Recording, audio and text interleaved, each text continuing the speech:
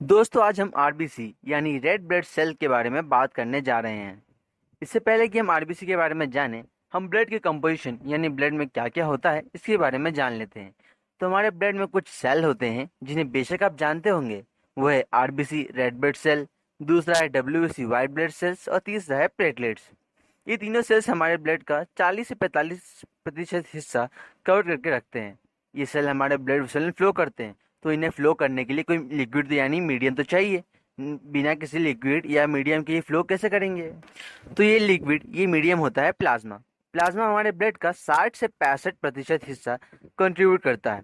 तो अब जान गए हमारे ब्लड में प्लाज्मा होता है जिसमें सेल फ्लो करते हैं।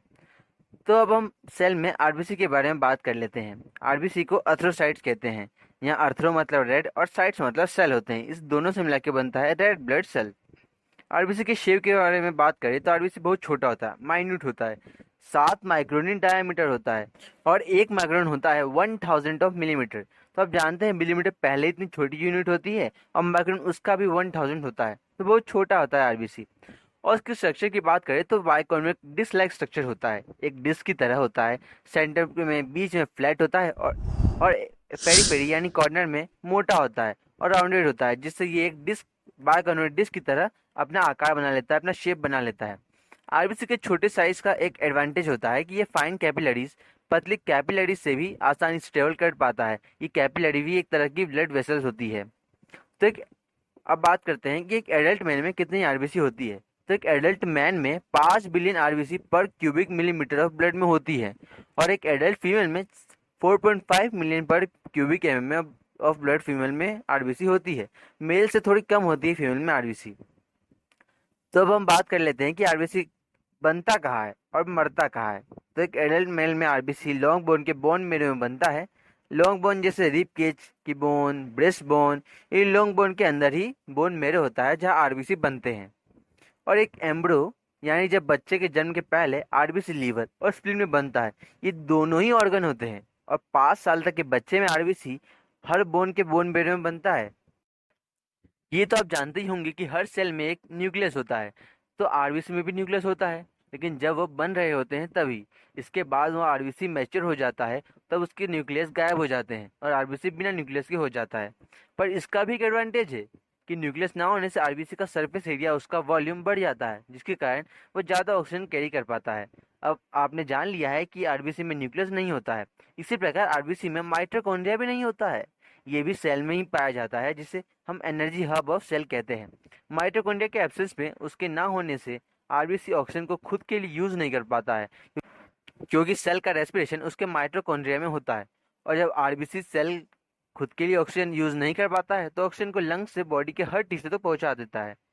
तो अब देख सकते हैं कि आरबीसी में ना तो न्यूक्लियस है और ना ही माइटोकॉन्ड्रिया, लेकिन फिर भी आरबीसी अपना अच्छे से काम कर पाता है।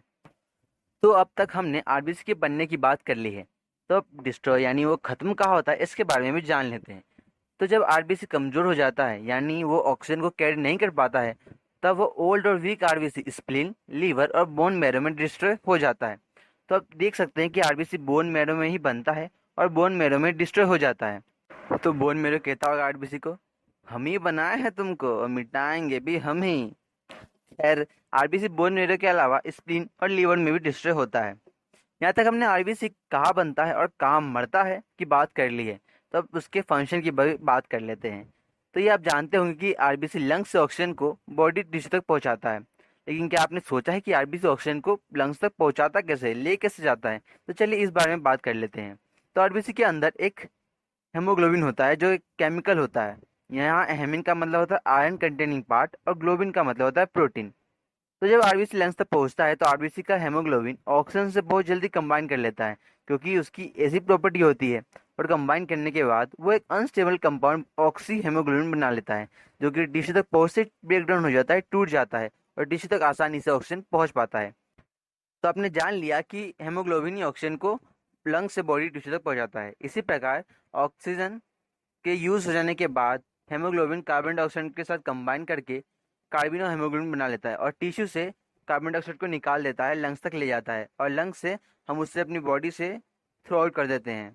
तो हम आरबीसी के कुछ फैक्ट्स के बारे में बात कर लेते हैं। फैक्ट नंबर 1, जब एक न्यूबॉर्न बेबी होता है, जब बच्चे का जन्म होता है, तो उसमें बहुत ज़्यादा आरबीसी होते हैं, करीबन 6 to 7 मिलियन पर क्यूबिक मिलीमीटर। एक एडल्ट मेल में 5 मिलियन पर क्यूबिक मिलीमीटर में होते। फैक्ट नंबर 2, जब हम सो जाते हैं तो हमारे आरबीसी 5% तक कम हो जाते हैं।